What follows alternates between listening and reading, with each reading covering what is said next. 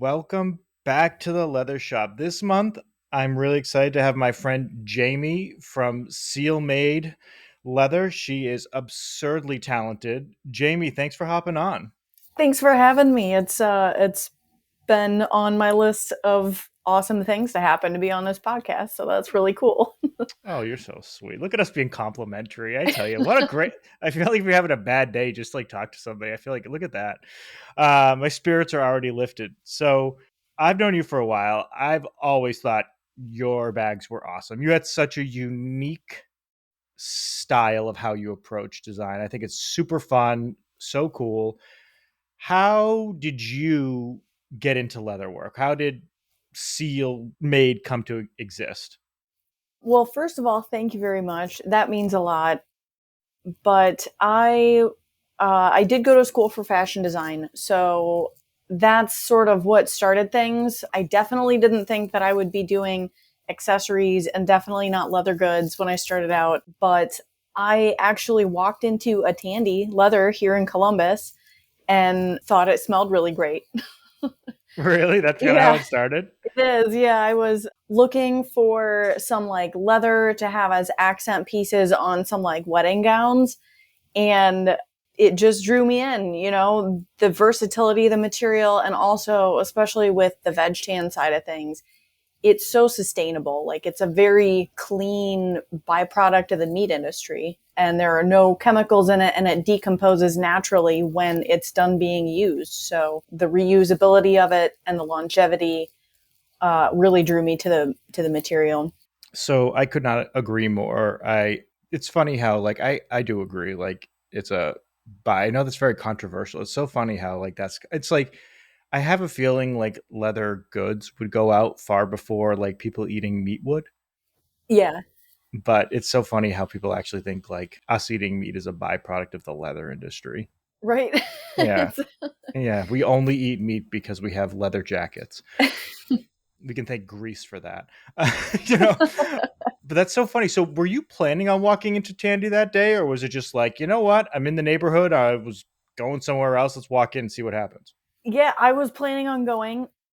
I found it on Google just looking for like supply and material stores in the area. And I decided to go, and the rest is sort of history.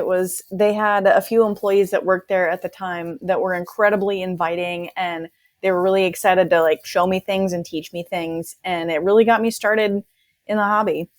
That's so cool. So, what did you go to? Did you have a specialty in fashion design that you went for, or was it like just a general fashion like merchandising or like was there something specific you went to school for? Yeah, it was fashion design and apparel specific. So I made shirts, I made dresses. Yeah, mainly like just clothing items. I think that is probably the hardest aspect of being a maker. I think it's so underestimated, like how much skill goes into making the right product. I think people kind of just forget because they always will buy a pattern to get started for the most part. And they're like, oh, well, this is easy enough. But like to make bags and things like that is so complicated. Yeah, the specialized machinery is really the big catch to it all. And that Yeah. sort of led me to start with like all rivet constructed designs because I didn't have an industrial sewing machine. I had I had a couple that I bought like super cheap on Craigslist, and they had timing issues and they didn't stitch right. They would drop stitches all the time. So I ended up selling them and just trying to do like mostly rivet constructed things. And that's sort of what was behind the first few designs that I did. That's really interesting. So like the machinery kind of dictated your design and not the other way around. So what is your I know you still use rivets a lot for everything. It's kind of I'd say like it's like a shtick. It's like something that like I think when I think of your designs, I think of rivets a lot of times, or like Yeah. studs, or like metal hardware. I think of, I guess, is a way Hmm. I would describe it. What machines do you use to now? Do you still focus on mostly rivet like construction, or do you do a lot more sewing now? I definitely do a lot more sewing now, but it is like a good combination of both of the construction methods because I like the versatility that rivets offer, but I also like the look of stitching sometimes. So I kind of try to blend them together when I can. Interesting. So then two questions. First, what do you use for riveting? And then second, what do you is your main sewing machine? Like what's your main for both? Because I feel like you're like a master riveter. So I feel like it's a Yeah, weird thing to say out loud, I, master riveter. right. I don't know. So for the rivets, I do have a Weaver Master Tools floor standing press. I think it's the Oh, MT 900. s- I absolutely love it. Like it's right there. It's my favorite thing. But it's super versatile, and with the addition of Buckle Guy's dies for their press, now they make them for like the Western type presses, like the Weaver press. That really opened up a lot of possibilities for hardware because I absolutely love Buckle Guy's hardware. I use it exclusively in all of my products, and now I can set it with my Weaver press. But that's yeah, awesome. Yeah, so it's funny. So I actually just got the smaller, I'll call it like the kid version of their press. Yours is the like fancy foot one, but I got the smaller one. So I just looked yours up. So yeah, it looks like yours is like much taller, much bigger, much like more industrial. And yeah, then I have the was it the Mighty Wonder or the Little Wonder, the Little little Wonder. wonder. Yeah, I do. Yeah. I have one of those too. And That's what I started with. It's excellent. That's another really great machine. it's so funny that like you're right. I'm glad you mentioned about the dyes because that is so important for people who just want to get that where you need to really pay attention to the types of dyes you buy because I have some buckle guy dyes that don't work with that machine that I still have to use my other like cheaper machine instead of using my new Weaver one. And I don't want to like just buy new dyes, but also like I have a feeling I'll eventually end up buying a buckle guy one too because it's like I have so many of their dyes anyways. And I know they'll work on their machine, Yeah. but it's so important because they're expensive. They're not cheap. I mean relative. I mean, you know, what they $30 to $40 a piece, but they add up. You know, Yeah, they do. Especially the like the four-part die sets for the spring snaps and the ring snaps that they have. Those get up there too. I think those are like $40 to $60, but yeah, it's definitely worth it in my opinion. that's so interesting. So there's different. Yeah, so I have a lot of the basic ones, but I think you have a lot of the more like fancy setters. I think because I do not. I mine are very like small and like. Actually, what I've been using the Mighty Wonder for or the Little Wonder for is watch straps actually because I got the like the hole punches Oh yeah, which I hadn't seen anywhere else for like that type of machine. yeah. I absolutely love them, but I wish they were small. Like they went into smaller sizes. They stop at like what Weaver calls a size 5. And I Oh wish really? they went down all the way to like a size 1, like where you can make really like small holes. Yeah, And I don't know like what that translates to in terms of like, size wise, but I just wish it went smaller in terms of making punches. It's for they say I guess it's for thread size point. Oh, I guess people use it for threading, which oh interesting. I, wow, I would have never thought to use that. yeah, But it's 332s is the 332nds is the smallest it goes, which isn't as small as you'd think. It's a little bit right. bigger than what a traditional watch strap would be. Probably like you could use on the end, but like that's the thing. You have to like there's so many different pieces you have to buy. Yeah, that is very true. That's something that comes back to haunt me constantly.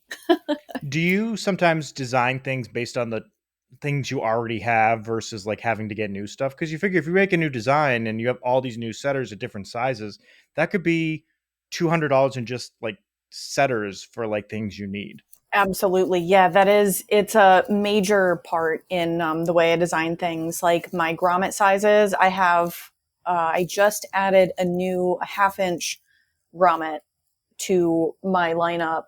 And it was an investment because you have to buy, I use the nickel, brass, and the matte black hardware in everything that I do from Buckle Guy. And so I have to get 3 different bags of the grommets, then I have to get the setter, then I have to get the hole punch, and adding a new piece of hardware for one specific bag is definitely an endeavor. So I try to keep things very universal with my bags. I try to keep it with one standard size of rivet and one standard size of grommet, but I'm definitely expanding into multiple sizes. And I think that adds a little bit of an elevation to the look of things. Yeah, it gives you more options. You know what I find that be the hardest part is I understand why like companies won't sell like small bags. Like I understand like why they come in packs of 100 or 1,000. Like it makes sense. Like you tend to use a lot of them. Like it makes sense. But the problem is that like it's harder to find. Like I wish they made like a variety pack where I could buy 100 of like 20 of each size Yeah, or that would be 25. nice. Because sometimes you just need like one Right? and you Instead of don't a need a lot hundred. of yeah, you don't need a lot of them, or it's just like for a very specific purpose that's not going to be a bag design. It's like I have that so many times where it's like I need a very specific color and a very specific size. Like I'm making like a family member something, and then I have 98 left over. I'm like, what am I supposed to do with 98 of this random silver rivet in like the smallest possible size? Yeah, I have a large hardware graveyard because of things just like that, or it's a specific like finish that I decided to not have like continuing in my line. And yeah, it's a whole storage issue. I think I originally what got me thinking about organization was I think it was you actually, because you have your hardware like very neat and organized in like those kind of like what I consider like hardware bins. Like you would get it like a Home Depot or a Lowe's, like, and you have Yeah. them like labeled. And I did something very similar to that. And I think I remember seeing yours like a couple years ago, and I was like, oh, I love that organization. Like, Yeah, it's smart. I absolutely love the little caddies that I found. I'm looking over at them. I have like 5 of them now, They're so and great. they're awesome. You can put labels on the fronts of the drawers, and that is the only organized thing in my shop. Everything else is a nightmare. I feel the same way. Like I ended up going with the IKEA ones. They have like this.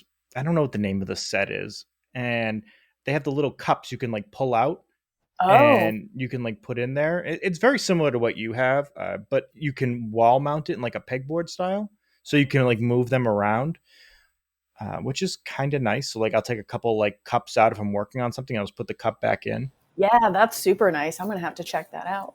Well, it's because it's funny. I started with a small, like, kind of like yours. Like, I had little containers, and the problem is I was always taking like 4 or 5, and I don't keep them all in the same spot. I keep them downstairs, like in the garage, and then I'd be like too short, and then I have to walk back downstairs and then grab more, and then it's like, and then you have them sprinkled on your desk, and the sizes get mixed up, and it's like I can't like that's losing so many pieces and finding them everywhere. I was like, no, Yeah. Yep. so it's just like it's really tough, but as you since you've been in this for a while, what year did you actually start with yours? So I tried to incorporate some leather goods into what I was doing all the way back in, I want to say it was 2016, but that business went under. I ran into some contractor fraud and I sort of set everything down for a couple years. And then when I decided to pick it back up again, that was the beginning of 2018. So that's when I say that the Seal brand started. Fraud. I tell you.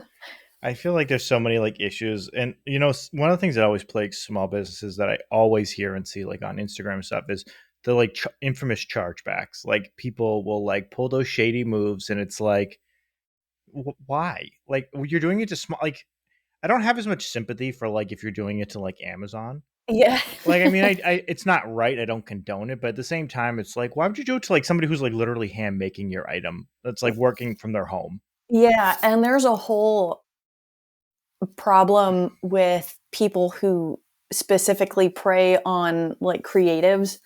because the creative industry is such a passion driven thing where a lot of people will do anything to try to advance their careers and advance their brand and their business. And a lot of people are out there to like take advantage of that. And it's really unfortunate. Yeah, that's like so sad. And it's one of those things too where a lot of times creatives, they're not necessarily always business savvy either, because that's not what you went to school for or worked in. And it's hard because, and there are some people who it's learned skill and you were forced to learn it, but you can get taken advantage of. And it's the same way like people who work in finance sometimes aren't as creative as people who are like do that for a living. And it's like kind of a natural thing, but it's sad that like they'll prey on people like that just to like take advantage of the situation. Yeah. And it's such a, like, I want to call like your heart is really in it and that Yeah. blinds your reasoning in a lot of situations. So it's definitely tricky. Yeah. Now, since you've been kind of a small business owner for a while now, I feel like you're kind of a great test of saying what were the best parts and the worst parts of being a small business owner? Like, what was the best thing about it and what made it really, and I'm assuming fraud clearly was probably one of your worst, but like, what was like the best and worst of doing that? I would say the best part is pretty easy to pinpoint. It is the, like, when you make something that's yours that you've had in your head for a long time, like I'll come up with a design and I'll think about it nonstop for like sometimes months, sometimes it's more than a year, but you sort of like imagine this thing and then you develop it over time with sketches and trying to plan the details of it, the hardware, the sizing, everything like that, the pattern. And then finally, when you make it and it becomes this real tangible object that used to just be like a dream in your head, and then it works out exactly the way you wanted it to, like that's definitely the best part of it for me. It's just very satisfying to see that actually happen. And like you get to hold this thing and you're like, wow, this was like something that struck me at midnight one night and now it's here in my hands. That's just a really cool process. And then the worst part, I would say, is the fear that no one else will like the things that you make and the uncertainty that comes with business ownership, because we've had random months that were just incredible and like shocked me with how many sales that we had last year, randomly last May, which is normally not a terrible month for us, but it was like a holiday season type month out of nowhere. And I was Wow. like, wow, it's working out. This is great. And then the next 2 months were like falling flat on our faces and it was nothing. So it's definitely a big roller coaster all the time. And I think as time passes, I've learned to just ride the waves with it and be, be thankful when it's good. And then when it's bad, I know that it won't last forever. Yeah, that's a good point. I think like that's the hardest part. I think a lot of people, when they think about like going into business for themselves, they kind of forget that it's not like you're getting a steady paycheck every week. Yeah. Like there is like those great months, and then there's those months where like you make like nothing, but bills just still come. Yeah. Yeah. You That's, know? that's a whole feeling. Yeah. So you almost have to have this like next level sense of like responsibility with money, Definitely. Yeah. You because have you to have a lot squirrel of it money away. and it just sits there, and you're like, wait, this is a lot of money. Yeah. And then you're like, but I can't just spend it in my bank account. You have to Yeah. like hold on to it. And the vast majority of people in the country don't have to like think about that. They just think about paying their bills every month. They get the same amount and like that's it. Yeah, I think with business ownership, it turns into more just like a number that you see instead of the feeling of that being, money that you have. It's just like, yeah, that's a number in an account and it doesn't, I mean, obviously it means something, but it doesn't have the emotional money tie to it. It's just sort of a liquid. That's a good thing. A good way to put it. Like, so for instance, like if you have like a great, like, I know a lot of makers, like the holiday season's a huge season, and that's like months worth of like, I'll call it income for a lot of Yeah. people. Hmm. Like, will you say like, hey, like now, like when you first did it versus now, would you say, hey, like I made, you know, December, January, and February's money, and then say, all right, this is the side now. Like, do you have like a number in mind every time and say, this is what we go for, and I can sustain, like, this is like 3 months worth? Like, do you kind of have buckets, or like, how has your budgeting evolved as a creative business owner? So my budgeting is a little atypical. I would say that I definitely have some room to improve as far as that goes because I err on the side of caution financially. I'm from a small business owner family, so we always, my mother, my grandpa, my mother, my grandfather were both very financially conservative. So it was like no matter how much we made, it was very clear and consistent and a process of living as frugally as possible. So that's kind of how I operate. That and buying a lot of like machinery and tools that I probably shouldn't. So that's that's an issue too.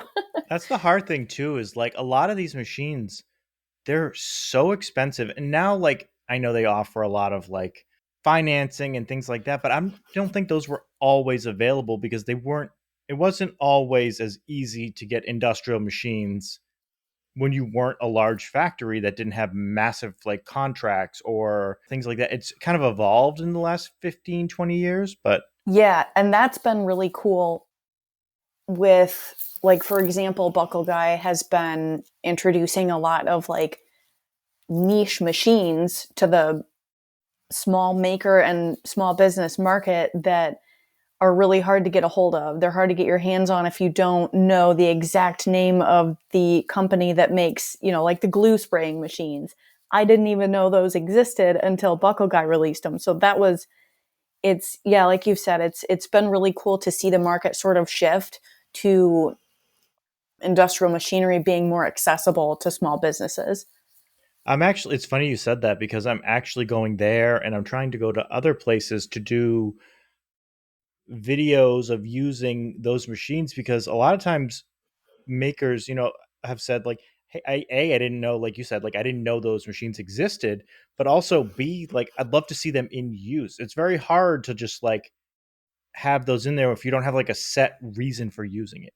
Like they're not just going to go and just use these $4,000 machines just to use them. Like, but if you have them Right. all there, you can kind of like use it. So it's pretty cool to like try to like schedule to like go to these places and actually like use all the machines and just play around with them, which That's is, awesome. I think yeah. that would be really valuable for people to see and have, even just informational access to.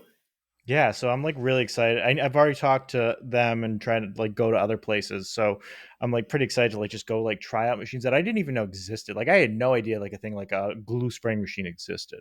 Yeah, same. Like that is The so cool. Yeah, the videos have been awesome, like watching that. And I think, yeah, like going in like you're going to do and just getting to experience it and see the ins and outs of the different things. That's a really cool opportunity. Yeah, and like they were like so cool about it. I was like, "Hey, can I come in and like try all of them, not just like one? Like, can I just play with all of them for the day? Like, I'll just take a day off." And luckily, I'm only like an hour away, so it's close.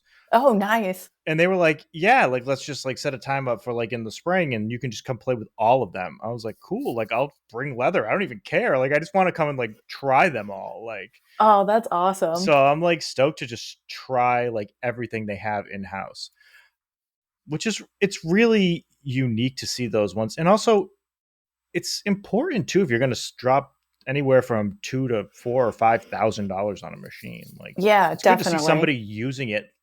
And it's hard because companies will always like, they're not going to come on and tell you like they're going to use it after they've used it for a long period of time. So like you're only going to see somebody using it who's probably like a subject matter expert at it at this point or has been playing with Right. it. I think there's something unique about going in blind Yes. and like trying to figure it out on your own. And it's not like it's negatives, it's just the inherent initial ease of use. Right. And that's something that's very hard to not only capture but learn about when you're trying to research a machine that you're interested in. It's like, okay, I know that it does this thing, but how exactly, can I learn to do this? Yeah, and I don't blame companies for doing it. Clearly, you want to put your best foot forward. Like, I get it. You're not just going to like walk in there and be like, "Oh, I don't know, but let's put this video on our website." Like, I get it. Right. But sometimes that's not always helpful to the consumers. Again, they want to see somebody well versed, and I understand that because they need to be able to answer the questions that come into customer service. So that makes 100% sense. There's something kind of interesting, at least for me, to like walk in and like see something cold turkey. Right. Yeah. I love walking in blind to things because I think that's where like your best ideas come from. Yes, definitely. And it forces you to sort of think on the spot. And I think that's Yeah. a valuable tool when you're trying to come up with ideas and also see how something is going to work in a real life situation for you. Yeah, it's so cool. Speaking of all these like industrial machines, what was the one industrial machine, or even it can just be any like larger machine that you think kind of changed the game for you? Like, what was the one that you were just like, oh, this is serious? It'll be the newest one that I got, which is their 8-ton Mighty Wonder clicker press. I first of all, before we talk more about, I've never been more impressed of somebody that the two of you, you and your fiance, got that into your house, and like we're still like smiling after fact. Like I was tired just thinking about it, and I have no idea how you will get that out of the house. I think it's just gonna have Oh to be yeah. sold with the house. But you just like you said it so nonchalantly, like, "Yep, we got it in the house. It's in the basement." I would have been bleeding. Like I would have sent photos, like It, sobbing, like, and you were just that's cool about it. I was like, "How did she so nonchalantly just carry that absurdly heavy machine?" that was an entire day event, and it was definitely, I'm pretty sure I shed some tears behind the scenes. That was one of the most stressful situations I've been in a very long time. Like, how much does that machine weigh? Like, did it say on the package? Like, I'm trying to look it up to see like how much it weighed because I remember when I got mine, I almost threw my back out putting it Yeah. on my workbench. But that thing has to be double or triple the weight. Like that Yeah. thing is a behemoth. Yeah, I think on the website it says it weighs 350 pounds. And the funny thing, so a little bit of like a personality difference between Brandon and I'm very like goal oriented. I'm very like, I want to do this thing, and it doesn't matter how I figure out how to do it. It doesn't matter. Like, I'll figure it out along the way. I'm going to do it. And none of the details are an issue. Somehow we'll magically get this into a truck bed and out of a truck bed without a forklift. And, it's easy to get it in the basement. Hemlock and Hyde have theirs in the basement. That's totally fine. This is going to be an easy situation. Oh wait, they have the 8-ton too? Yeah, they do. Didn't they like break a stair or something? I remember like something they were just like, I think they even said too, they're like, yeah, that's just being buried with the house. Yeah. That's not leaving. And yeah, so it doesn't matter how we do it, we'll get it done. So you're And essentially my wife. My yeah, wife, and I bless her because she nothing stop, and she's like so tiny. She's 5 foot. Like I'm a good foot taller than her. She's like 5'2", tiny little thing, and she's like, "Oh yeah, we'll just pick up this pallet and just yeah, go." I'm like, "What do you mean we'll just go?" She's like nothing holds. It's got to be something about women, yeah, because men are just giant babies about. And maybe I'll just say myself. I like think I can do something, but then my back will go out or yeah. like my knee will just buckle under and I'm like, okay, like I guess this isn't happening today. She'll like break a leg and still keep going. I don't understand it. It's miraculous. That's why I'm like, all right. That and also being there when she had a kid, I was like, yep, Yeah. women women are better. I get it. Yeah. Because I can honestly say there's no man that could make that do childbirth Yeah. and ever smile again. that forever changed my view of the entire population. I'm like, okay, society would just die if that was the case. Right. So Yeah, it's definitely good to have a balance between the two because I get myself into trouble a lot because I don't worry about the details of how I'm going to do something. I'm like, yeah, I'm going to do it. It's fine. And Brandon is incredibly practical and he's very like he's going to have a plan before he gets into anything. So starts he starts looking at the listing of this clicker press on Weaver and he's like, yeah, we're not going to get this in the bed of the pickup truck. Like there he's like, Weaver yeah, is this like, is just not happening. yeah, Weaver's 2 hours away from us. So I was like, oh, freight delivery. No, skip that. We'll go pick it up. It'll be fine. And Wait, did you actually pick it up? no, we didn't. Your truck would have been like essentially just at the ground. Like I can only Yes. imagine. And also that would have been terrifying to drive 2 hours within the back of your truck. Yes. And like it would have been literally impossible to get out of the pickup truck once we got it home. You would have gotten 4 miles a gallon having that thing in the back. That would Right? have for one thing I can say about their machines is they are built Ford tough. Those things Yeah. are just behemoths. And I don't know. And granted, I don't have a ton of industrial equipment, but the industrial equipment I have could like take down a bridge. Yeah. Like it's unbelievable. So, Yeah, what was the it's biggest thing you noticed about going from the 4 to the 8 ton? Because I actually don't know a lot of people who've had both. oh, I don't have the 4 ton. I have the two versions of their rivet presses.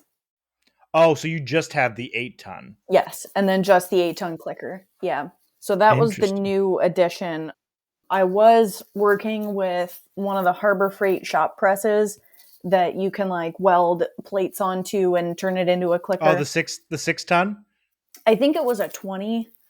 Oh, you had the big one. Yeah, Yeah. I had the small one. I had the little Arbor Press, that 1 ton thing. That's what I Oh started with. yeah. Was like that 1 ton thing, and I was like, oh god, this is not how I want to do it. Yeah. This is the end. I can't Yeah. do this forever.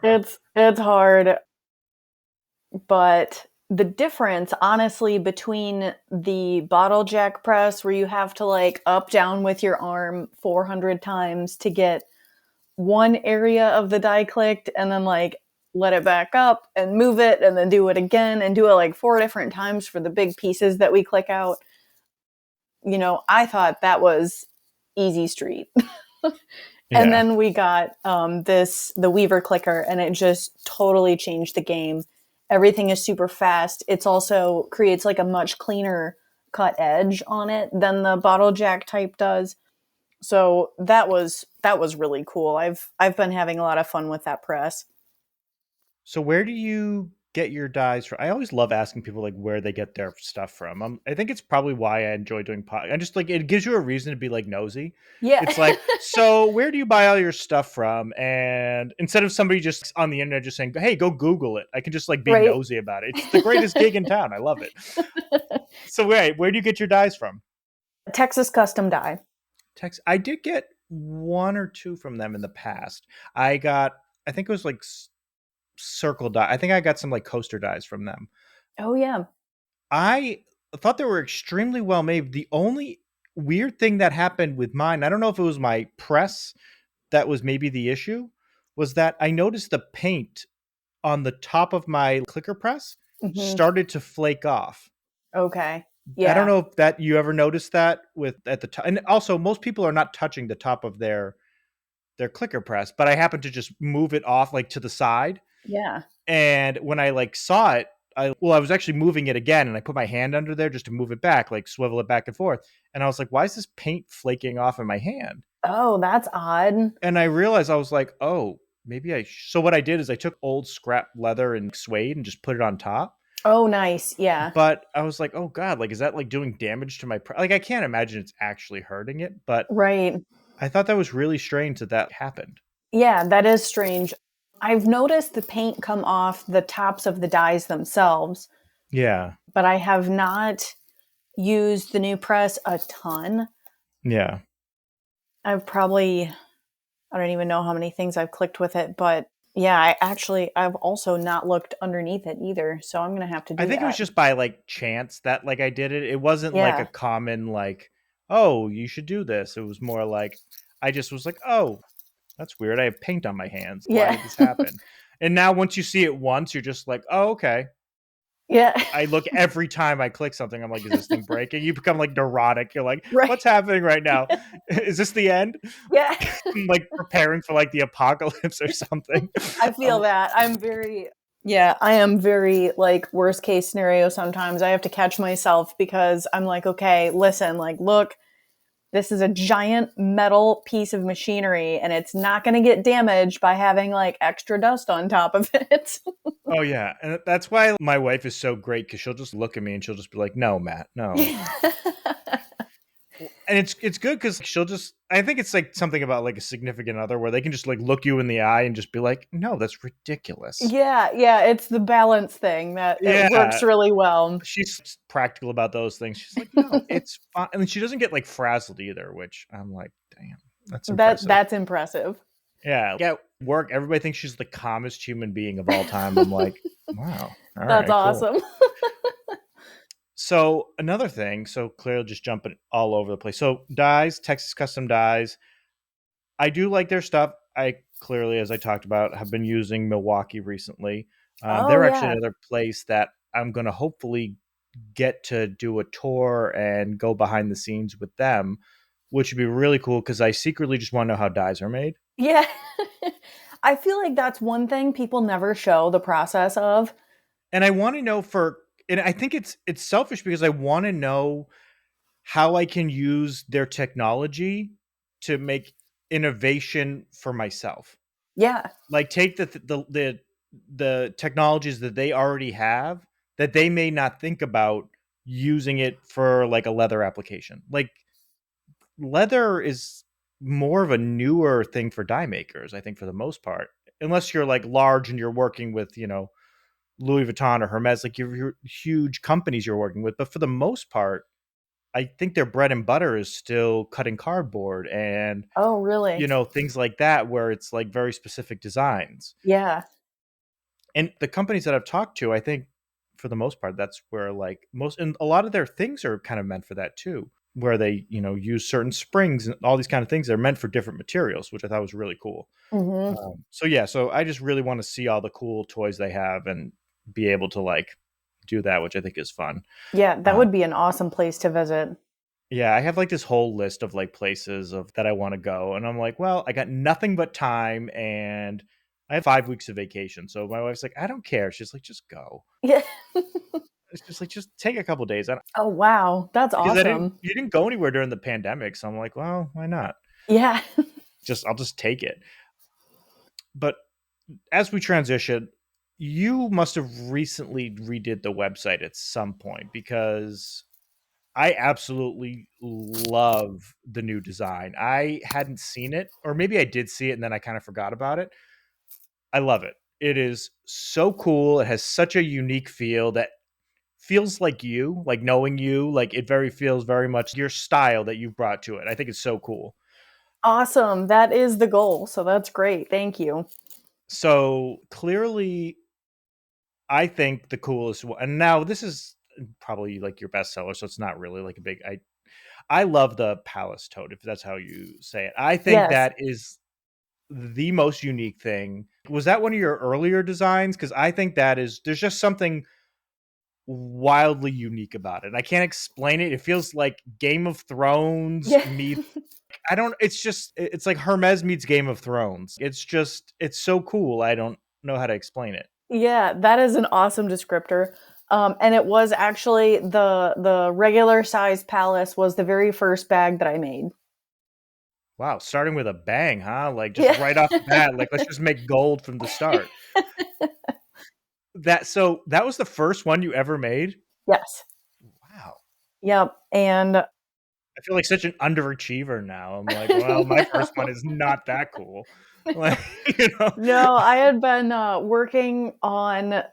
an all rivet construction bag for a super long time, and it went through a lot of different versions in the design process, and then I landed with that one. And the funny thing is that now the little palace, the small version of that, is by far our best seller. Like that's the one that we make all the time. And the Really? regular size palace is not super popular anymore. I wonder why that is. Like, isn't that kind of funny how nothing's changed? Is it just Yeah. style in general is going smaller bags, and it's eventually the big bags will come back? Because I know bags is very cyclical. Yeah. Fashion comes in and out. Like even like fashion from the '80s is back now. Yeah. Yep. Do you think that'll be like something that? And the good thing is, once you made the dyes and stuff, you can always make it again. Yeah, that's the nice part. They are pretty limiting with changes. I do have one or two dies that I've altered a little bit. I just pounded the hole punches out to change the design of the bag that it made. But yeah, they do. You're pretty much stuck with that specific everything when you have the die made. But I don't foresee ever like letting go of the palace and the little palace. Like even if they ever do like stop selling completely, I'll probably always have them because they're my favorite and I'm very attached to them. No, there's unbelievable. I think they are so cool, and clearly it's a not a bag I can walk around with. I don't think it really fits my aesthetic, But I think it's. I always thought it was so cool, and it was just so unique. I think there's just something about when originality kind of comes into a design. There's something kind of just really fun about it. Thank you. Uh, Yeah. so I always thought that was like absurdly cool. But it's funny. Like I didn't realize you do so many different things. Now I see it's like some of the stuff, candles, for instance, and things like. Do you make those too? Yeah. Yeah, we do make the candles. We started making those last year. We tried to sort of move into some home goods. I love Try it. to You're like like TJ Maxx over here. You're yeah. just kind of evolving. Yeah, it ended up being a little bit like spread too thin. So we are going to be reeling it in closer to all leather goods in the future. But I do like the candles as they're a really good gift for people and a Yeah. really good little brand reminder that you can have in your house. So it has our logo on it and our, all over branding. And if you have it sitting on a shelf, you're going to see it and think about it a lot. So cool. I love it. And I think it's just the photography too. You know, I think now do you do all the photography? Brandon does. Oh, look at Yeah, him. it's great. His pictures are amazing. I'll take them if I have to, and he doesn't have the time. But Wow, I'm like super impressed. He's like like a jack of all trades because he does he is, yeah, beautiful photos. yeah. Thank you. That is super cool. Did he do the website or did you do the website? I do the website. Yum. All right, so then we can't give him too much credit, Yeah, gotta watch out. But so that's awesome. So you guys kind of just made like everything in house. Yeah, What is your favorite item to make? Like, is there a certain item you just love making? the little palace for sure. It's because of the construction of it. You make the little components first, and then the process of it all coming together when you rivet it from bottom to top in the end is just like it makes you think it's really quick and easy to make. So it gives that like reward of making a thing and having it done. But it's probably like a 4 hour construction process. But every single time I just love making it. And now that's my newest die set that I got. It really cut the time down and it's just a cool process. Yeah, no, it's awesome. You know, I know, and I always pick people's brains because this is actually interesting. I noticed you do the stuff with wax canvas, and I just got my first ever waxed canvas. I got it from Buckle Guy. I bought some of just a small little amount. I got the Hallie Stevenson. I bought their hybrid stuff, the stuff that doesn't have like the craze or the patina, Oh, okay. mainly because I've just never seen it before. So it was just out of just sheer curiosity. So I bought the one. I think it's like a linear yard they go by. Is that how it's sold? Probably, Because yeah. wax That canvas makes is different sense. than everything else, Hmm. which is important for anybody who hasn't started yet. Like, pay attention to the dimensions because it's confusing. Like you have to think of things differently because in leather you're used to thinking things in like square foot, Yeah. Yeah. and it's a completely different amount that you have to think about. Yeah, the Uh, fabric by the yard is a big change. Like it's a big shift in planning things too. It's a lot more predictable obviously, but yeah, it's just a shift. what did you think about working with wax canvas? Like when you first started, I don't know what to make of it yet. I'm trying, but it's unique. It's so in my mind so different from leather. Yeah, it's completely different. I do like working with it because it has the ease of sewing that fabric has, but it's combined with like the firm stiffness that leather kind of has. So it's a nice in between material, and when you go to like fold your stitch lines and like crease, like if you would crease the top of the bag under twice to finish that edge, it's very easy to work with in the sense that you can just crease it and it's done. It stays. It doesn't try to wiggle or shift or anything. Ooh, hold At on. least. Change the hold. So wait, so say you're doing, is that like you're doing like a fold over? Mhm. So if you just take out your creaser and just what do you just lay it on its side and just kind of heat up that area, or do you actually crease it down? I just do so. I'll take a ruler and then my scratch all. I'll scratch a Yeah. line in it and then fold it over physically just with my hands with no heat, and then usually it'll stay. Interesting. So what you'll do is so then how do you heat it then? Do you just go over it with the creaser, or do you actually put like a creasing line in it? I don't. Yeah, so I don't use like any heat whatsoever. I just put that line in it that makes it like more accepting of a sharp fold. Interesting. So you don't have to use glue or tape or anything. No, at least I don't. I will use clips to hold it for sure.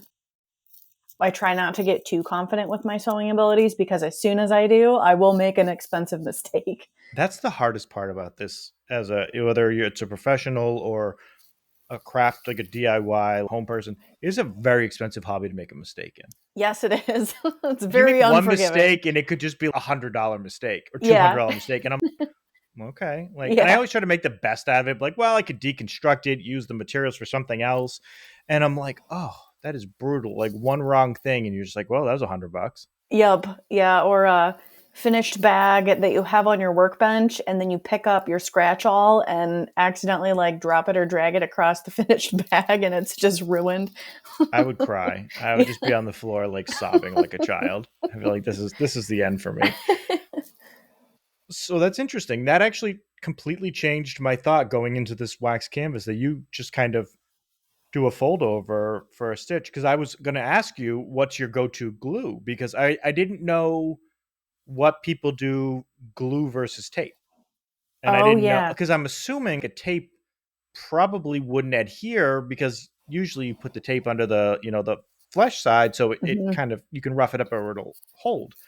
But with canvas, I just assumed it wouldn't get the same hold as it would on something else. Yeah, I know that the tape does not stick to it because I Interesting. do a patch with my logo on it. That's like a leather circle Oh, with and you my tried to logo. attach it. Yeah, and I usually just sort of have to try to tape it and then hope it holds enough for it to not totally shift while I'm stitching it, but it's definitely a challenge. Interesting. So then I'll have to try. I did get a couple new glues. I don't know what it is. Maybe like it's like a sick obsession at this point. Like I just want to try like every glue until I find the perfect glue for every situation. I don't know why. I just keep buying all these glues, and then some of them I always buy them in small quantities because I some of them I just don't like, and I'll still use them for other things. If I have to like use a lot of something or I'm using it on a test product, I'll just like glob it all on there because I'm like, well, it'll work. But yeah, I just got a couple new ones. I was like, well, I'll see if one of these works. I'll get like small little pieces and just glue it together for like no reason, just to test it, just to see how I like it. And that's cool. I like the process of like exploring new materials.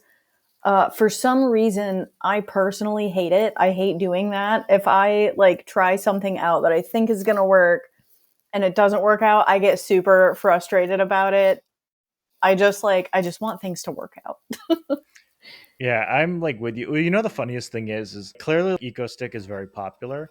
And it makes me laugh how they must have dozens of numbers, and people will just throw numbers at me like I'm supposed to know, like, oh, 1815, 1804, 973, 1400. I have no idea what all that means, but I want to try them all.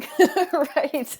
I have no idea of what's going to work better on which one. It's always very vague no matter how I end up, or it's Aquilium 315, or all of these, or there's has to be thousands of types of glues. Yeah, the 315 is what I use. Yeah, like I have that and I've used it and it works. Hmm.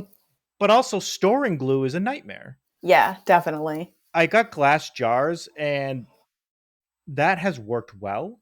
Well, Oh. I actually went to the Container Store and I bought one of their glass jars that's like sucks it in.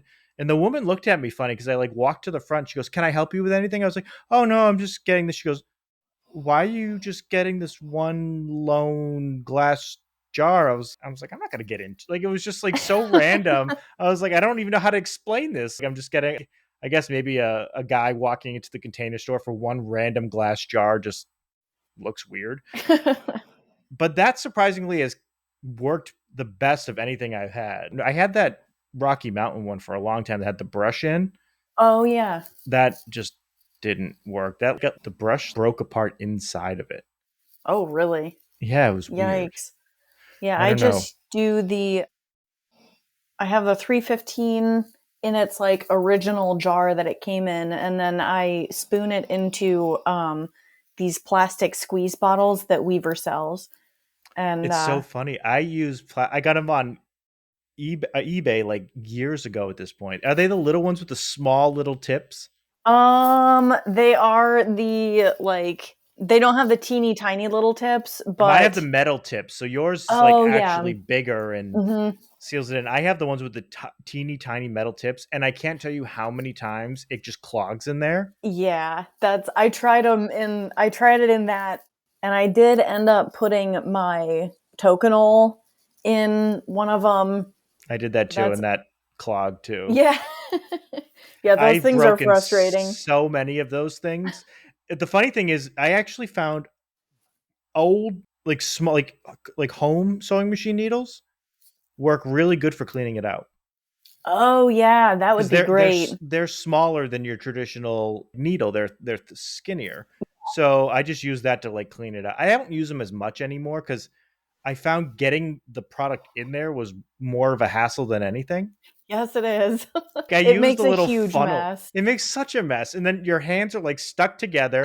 And I'll walk around. You can't, whenever you try to do something like that, it never happens in a way where like you happen to be home by yourself and you can like clean it up.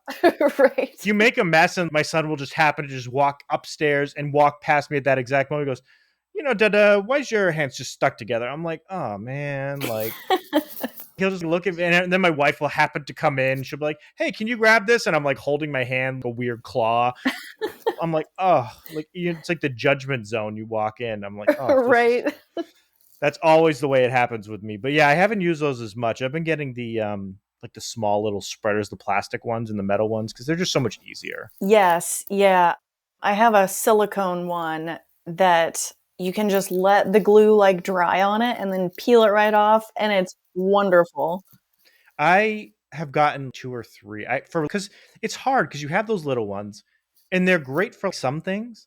But then if you're trying to spread a little bit more glue, you almost like need to have three or four different sizes because it's so frustrating if you're trying to do anything more than an eighth of an inch. You want to like Yeah. rip your eyeballs off. You're like, I can't do this. It's funny that we were talking about, even though that's not what you do on the canvas. The first thing I want to do is I want to take a small little piece and like bend it over and then try to heat it and see if it like stays. If I just like slide across with a heated spatula, Yeah, that would probably work. I wonder if it. I mean, that's just out of sheer curiosity. If I have a little bit extra, because I honestly bought just enough to be able to make a duffel bag and nothing more. Oh, yeah.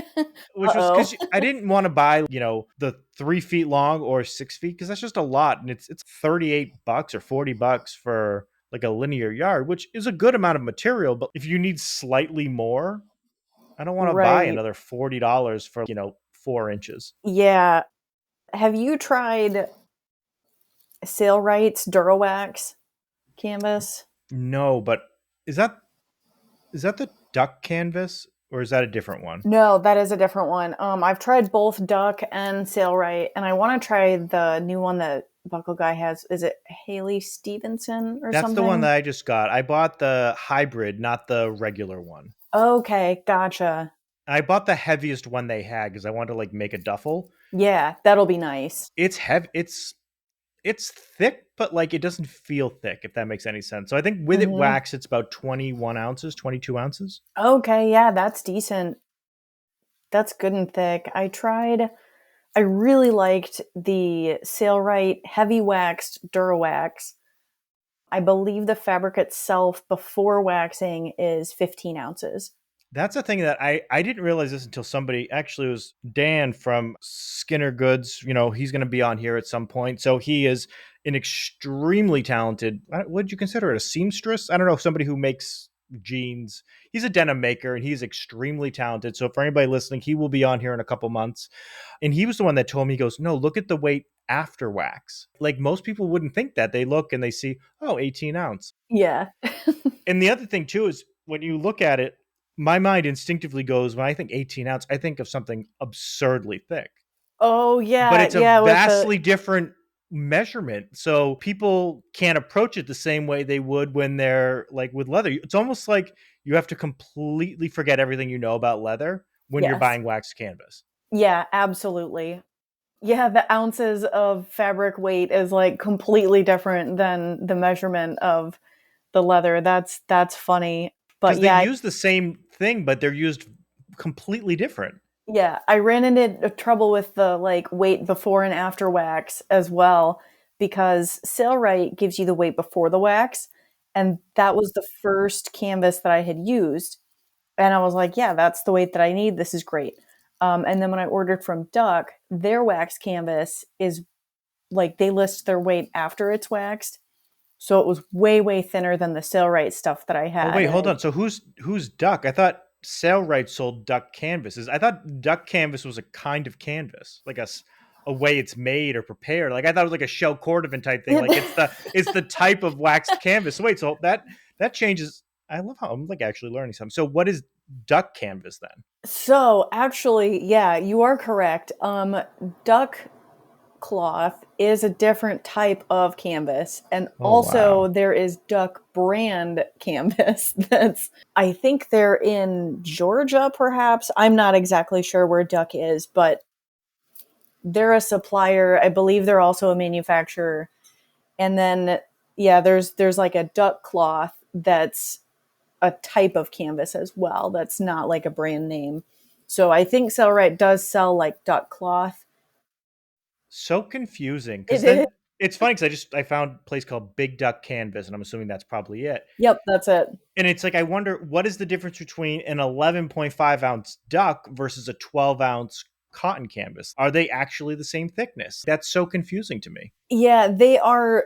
So the I want to say, and I can't be sure, it's been a while since I was in school, but I think that is the physical weight of like a certain area of the cloth itself. Interesting. So is the wax different from a duck to a cotton canvas? Or is it the same wax? Like is it the way that the canvas is prepared, I wonder, or is it the wax, I wonder? The wax is separate from the cloth construction. I believe a duck is woven differently than a canvas. Like it's a different weaving pattern than a canvas. And I'm not sure. I could be just talking complete nonsense right now. It's been Well, I mean, it's not a like I'm while. adding any value. We could both be completely making this up, and it. I'm just like fascinated by. I didn't realize that those are all different things. That's so crazy. I have so many questions now. I feel like actually, I think Haley Stevenson's going to be on an episode. Oh, So awesome. I don't know for 100%, but we're in the works of trying to get that done. So if they are on, I clearly will. I don't even need to write anything down. I already have 1,000 questions. That's interesting. So yeah, I'll definitely, because theirs is very different. Like they only have two kinds. There's the classic wax, and then there's the hybrid wax. But there's no different types of canvases. Okay. Yeah. So they just keep it, they probably have like a proprietary canvas that they produce and then wax it differently. Oh man, this is. I'm gonna end up losing hours of my night looking into this. Is like fast, and it's funny. Like in my mind, prior to like being in like the craft and things like that, I always just assumed canvas was just for aquatics. Like Oh I didn't yeah. realize like I never had like a wax, jacket or pants or anything like that, or like a bag or anything like that. In my mind, it was always just aquatics. Like you use it to cover boats and use Right. it for like marine based things, but it's so different. It has so many more facets to it. Yeah, it does. It has so many different uses. I like tote bags made out of wax canvas because they're really rugged and they can withstand a lot without taking much appearance like degradation sort of. And I Yeah. know that the patina is wonderful on leather, but there are a lot of people who like it to be pristine and look the same its entire life, and that's just usually not going to happen with a leather good. Yeah. It's gonna age some way or the other. Hmm. And it comes down to like, and that's the other thing that's so cool about leatherwork is that there's thousands of different combinations you can have. Like Yeah, it's funny how you see so many people just selling like a generic wallet, and you never see people like going outside of the box. It's like you don't need to change up the design as much as get creative with the products you use. Like yeah. use different types of leathers and fabrics, and like you can do so many unique things, but yet you Hmm. always just see like I think it's just because it's what the average customer wants and suspects that they need.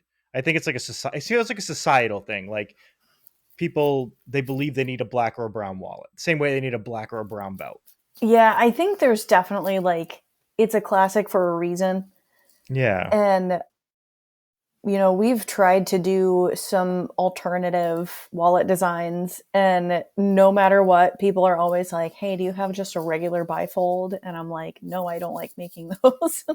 yeah. Also, like bifolds are a lot more work. Yeah, they are. Surprisingly, like they're a lot more work than you'd think. Yes. Especially with the glue, if you're gonna line it, like all of Yeah. those like things, you're just like, oh man, this is a giant pain in the butt. Right. Like, I don't want to do this. And you want to like make sure you don't get that weird bubbling when it folds and like, Right. and it's mainly like I'm gonna end up making my own jig because I'm just simply too cheap to spend $30 or $40 for a piece of wood that's literally just connected. Like I understand it serves a purpose and somebody has to make it, and it's completely psychological. Like I can't spend that money to like have that. I can't like spend it. I Yeah. don't know why, but I just like simply I can spend $30 on the stupidest things, but I can't spend $30 on like something like that, like his jig. Right. Like I'll go buy like tacos for $30 and not blink twice, but I won't spend $30 for something that I'll get like legit value out of. It's like crazy. Yeah, I get in my own way in that sense a lot. When we started doing some wet molded features to our bags, I was like, yeah, I'm definitely not going to buy a pre-made wet mold. Why would I do that? It's just plywood. But there's a lot of value in a pre-made wet mold that you don't have to mess with, and you just pull it out of the box and use it. It's the cost of peace of mind is really valuable. And the wood itself is not cheap because if you're going to buy a wet mold, it has to be very specific. I know a lot of the ones that are made, they're made out of like a birch or a Baltic birch or something like Hmm. that, that has probably 8 or 12 layers compressed. Yeah. And that is not cheap wood, especially Right. because you have to buy a giant piece of plywood, which itself is like ridiculous to buy because getting plywood home without a truck, you look ridiculous. Like I always Yeah. have it cut down, and my little SUV like just always looks ridiculous, but it's like really expensive and you use a lot of it. I think they can do it, like companies that do it, they can do it to scale, but it's Yes. crazy how like expensive just a sheet of that. It's probably like $150 for a piece of plywood. Yeah, and if you don't, if you're just out to make one wet mold, you're gonna have so much leftover material that like you had to buy anyway. So it's like, what am I gonna do with this incredibly specific plywood that I have laying around now? Yeah, and you can't just use it for regular stuff because it feels like wasteful. Yeah, for sure. If I'm gonna do something for $150, it's like, what am I gonna do? I'm not just gonna let this sit in the garage or just like use it for like something stupid. Yeah. Yeah, it's very hard to find. And also, you can't just go and find that type of wood at like a Home Depot or a Lowe's. It's not Hmm. always going to be there. Usually, they have their wood that in most of the wood at Home Depot and Lowe's is usually hit or miss because you can find Yeah. stuff that looks like a complete C. And I'm like, I didn't know wood was supposed to bend that way. Yeah, when I was building my workbenches, Brandon was building my workbenches. Another trade he has. Look at him. The man is expanding. I love it. Yeah, I don't know what I would do without him. Me either, I He tell you. I feel like he's already an integral part of my life. right. God. But we were digging through 2x4s at Lowe's like 6 months ago, and it was soul crushing. That was very bleak work. Well, the other thing that is crazy to me is that you go there now, and I needed some because on my workbench, what I originally when I built my workbench, I made it out of 2x4s, and it served a purpose. But for leather work, I wanted a really flat surface so I could do cutting and have it really be level. Hmm. So I got a half-inch piece of plywood and put it on there and drilled it in. And I was looking through wood and I was like, oh, let me get like a couple 2x4s just so I can use it if I need to for leveling or things like that. And they were like completely green. I Oh was like, is no. this like a St. Patrick's theme? Like, what is happening here? Like, why is all the wood in here green? What? I guess I don't know if it's just that wet or it got wet in transport Oh, yeah. or it was cut too soon. I have no idea, but I was like, what is this St. Patrick's theme? Like, why is all the 2x4s, like, why is all the wood light green?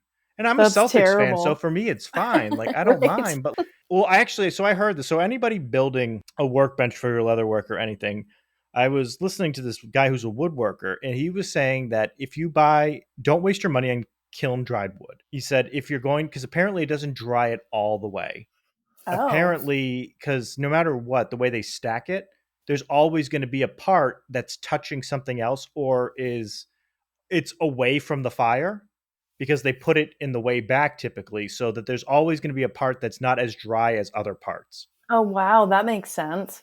And what he said was if you're buying wood, even if you don't need it right now, you should always have like a stack of like 2x4s or like one piece of plywood that you like keep in your house and just keep it in the garage away from like the elements for like 2 years and it'll fully dry out and it won't move.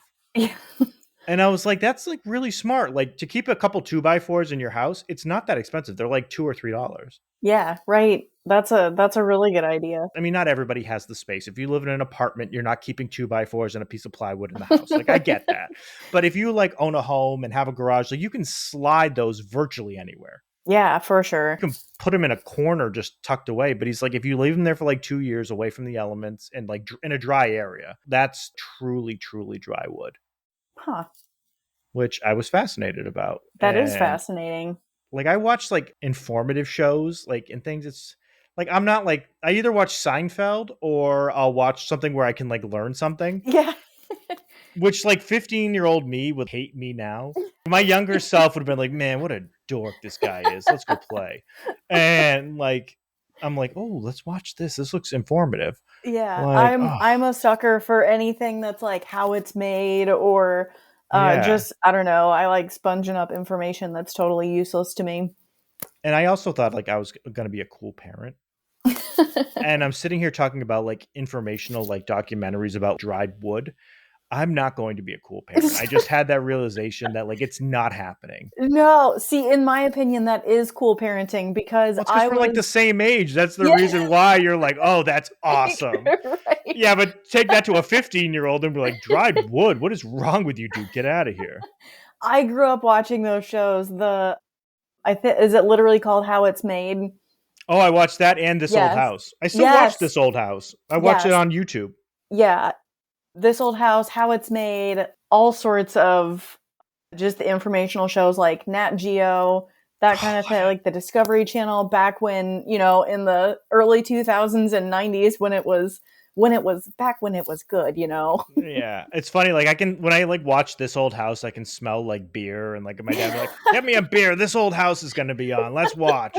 And I'm like, imagine like I was probably like 8 years old, and I'm like, "Oh, so you need the 2x4s and you need a clamp. Okay, that makes sense now. Good. Right. I'm really glad that I got that out of the way with Hal over here doing the plumbing. I can now get a new hot water heater." Like what 8-year-old needs to know that crap?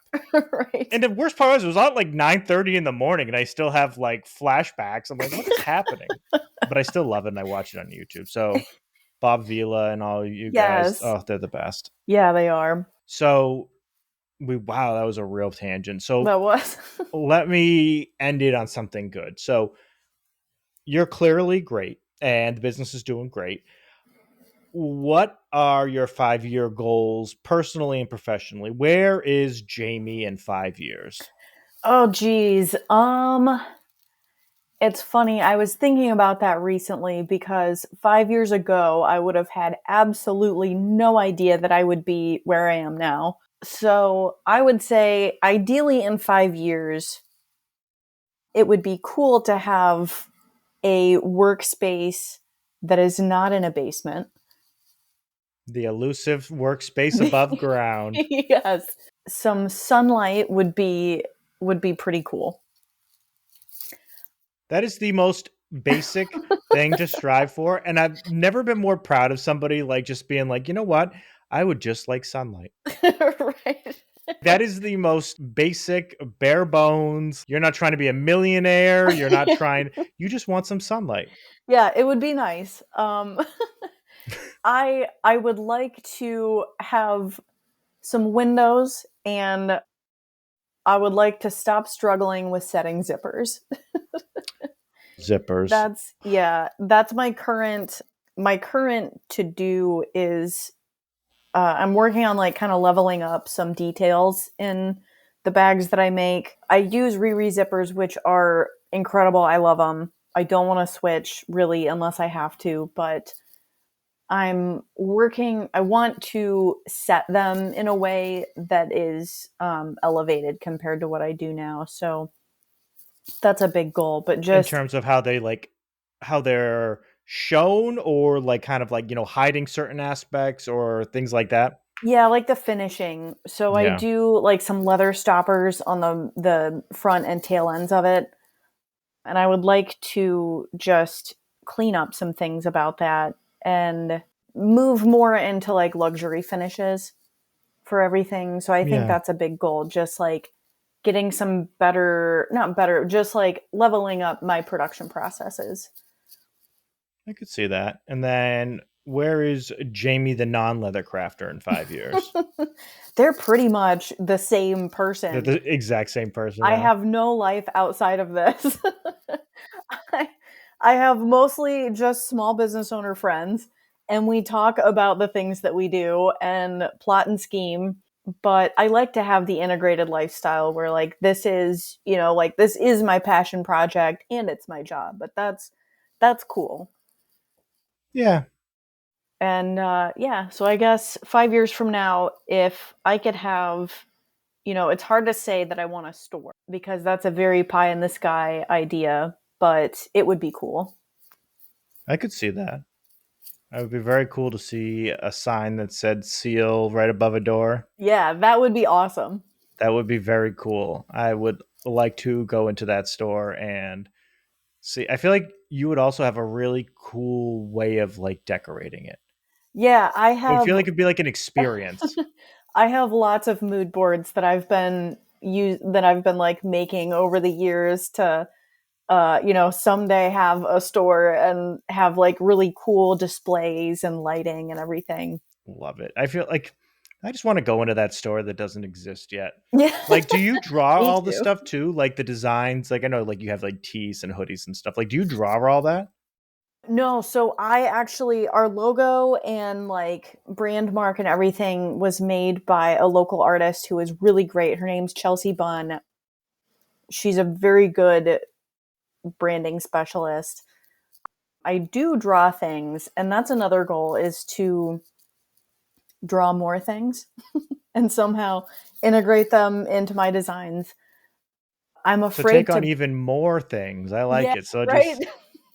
just stretch that one human being all the way to the bit of transparency. Absolutely. That is my forte. Love it. That's amazing. Well, Jamie, where can everybody find you? They can find me on Instagram and at TikTok. My at is Seelmade, Seelmade. Those are the two main places. And then my website is seelmade.com. I didn't even know you had TikTok and we're friends. That is amazing. Now I'm going to go follow you. Yeah, my TikTok is very, I haven't posted anything in about a year. So it's on the back burner, but I'm trying to get back into it. Love it. I'm going to go watch everything. I already found you. That took me like under 10 seconds. So I look forward to watching everything. And as always, you guys can find me at I am Matt Roach and Leather Shop Pod on Instagram and leathershoppod.com. And don't forget to check out our Patreon now, where we have our Discord group and our weekly Sunday calls where crafters come together and talk and ask questions and exclusive episodes and videos. Appreciate you listening. And Jamie, thanks a lot. We'll see you next month. Yeah, thank you, Matt.